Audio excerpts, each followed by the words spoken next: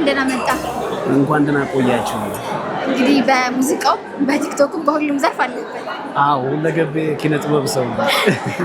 እሺ ከጉማ አዋርድ መዘጋጀቱ ለኪነ ጥበብ ዘርፉ ምን ይጠቅማል ብለህ ታስባለህ? የጉማ አዋርድ መዘጋጀቱ ኪነ ጥበብ በዚህ ያህል ደረጃ ጊዜና ቦታ እድል ኖሯት ለመጪውም ደግሞ ለመስራት እንደሚፈልግ አቅም ላለው ሰው መንገድ እንዲሆን ይሄ ይዘረጋል ማለት ክብር አለው ወይ? ኪነ ጥበብ በዚህ ያህል ደረጃ እየተከበረ ነው።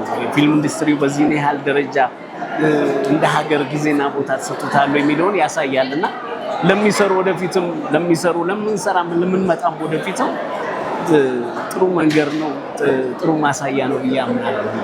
እንግዲህ በሚቀጥለው የጉማ አዋርድ አንተ ምጭ ሆነ እንደምታሸንፍ ተስፋ አደርጋለሁ። የራሴን ፊልም ፕሮዲውስ አድርጌ እመጣለሁ። ቆንጆ ፊልም ይዤ እመጣለሁ።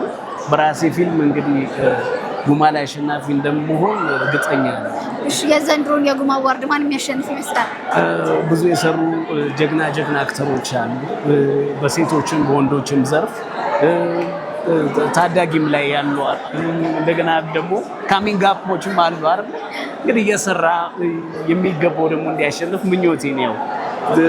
ውድድር ነው፣ መለየት ያስፈልጋል። ግን ብዙ የሰሩ አሉ፣ ብዙ የደከሙ አሉ። የሚገባውን ደግሞ እንዲያሸንፍ ምኞት ነው የማደርገው። በጣም አመሰግናለሁ። ይመቸን። መልካም ጊዜ